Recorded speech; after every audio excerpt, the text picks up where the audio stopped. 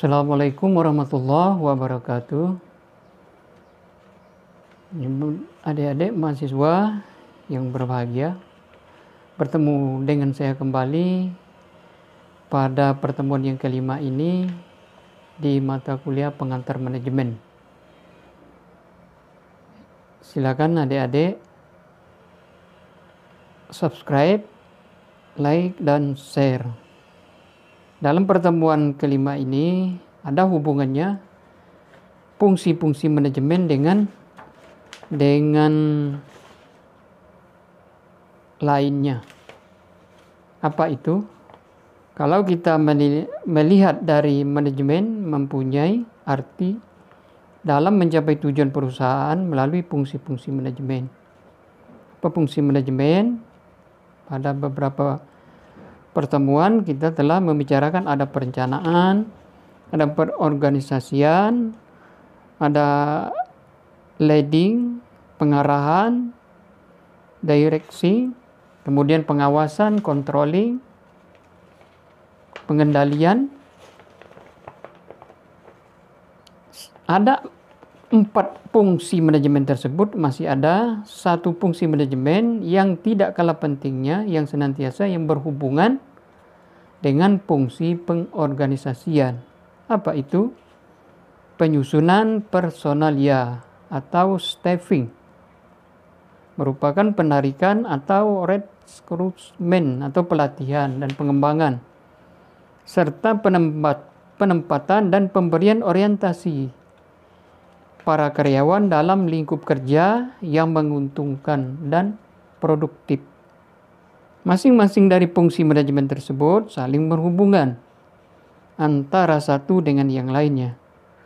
Dalam banyak hal, perencanaan adalah fungsi yang paling dasar dan meresap ke seluruh fungsi-fungsi manajemen lainnya.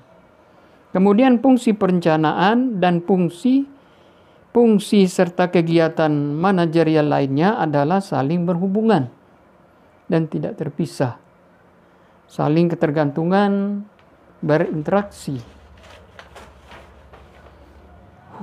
Kita masuk ke pembahasan sekarang, hubungan perencanaan dengan fungsi manajemen lainnya. Yang pertama, hubungan perencanaan dengan pengorganisasian dan penyusunan personalia. Proses pengaturan kerjasama, sumber daya, keuangan, fisik dan manusia dalam organisasi. Perencanaan menunjukkan cara dan perkiraan bagaimana menggunakan sumber daya, sumber dana yang dimiliki oleh sebuah perusahaan. Contohnya, penyusunan personalia. Organisasi tidak akan dapat tersusun secara efektif dan efisien tanpa perencanaan personalia. Kemudian yang kedua, hubungan perencanaan dengan pengarahan. Fungsi pengarahan selalu berkaitan erat dengan perencanaan. Perencanaan menentukan kombinasi yang paling baik dari faktor-faktor kekuatan, kemudian sumber daya, dan hubungan-hubungan yang diperlukan untuk mengarahkan, untuk memotivasi karyawan.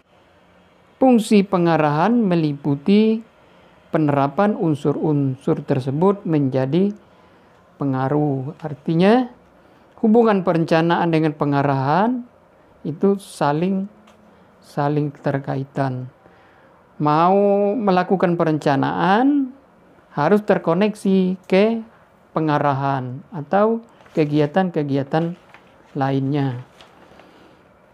Kemudian perencanaan dan pengawasan saling berhubungan sangat erat. Perencanaan dengan pengawasan, sehingga sering disebut dengan istilah kembar siam dalam istilah manajemen. Pengawasan adalah penting sebagai produk perencanaan efektif. dan sebagai kriteria penilaian pelaksanaan kerja terhadap rencana. Jadi perencanaan efektif karena selalu diawasi. Pengawasan juga menjadi bagian dari rencana baru. Tujuan setiap rencana adalah untuk membantu sumber daya dalam kontribusinya secara positif terhadap pencapaian tujuan dan sasaran organisasi atau visi misi sebuah perusahaan. Rencana harus dibuat untuk mencapai tujuan-tujuan organisasi. Rencana dibuat untuk mencapai tujuan-tujuan perusahaan. Sebelum para manajer dapat menentukan hubungan-hubungan yang terkoneksi antara perencanaan, kemudian organisasi, kemudian kualifikasi personalia yang dibutuhkan. Bagaimana bawahan diarahkan dan cara pengawasan yang diterapkan. Yang diterapkan oleh manajer di sebuah perusahaan. Jadi dari perencanaan, kemudian pengorganisasian, pengarahan, kemudian pengawasan atau controlling ini sangat-sangat keterkaitan.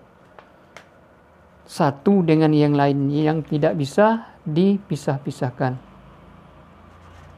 Mungkin adik-adik dalam video singkat ini, silakan adik-adik pahami, kemudian simpulkan di komen. Dan saya sudahi dengan wassalamualaikum warahmatullahi wabarakatuh.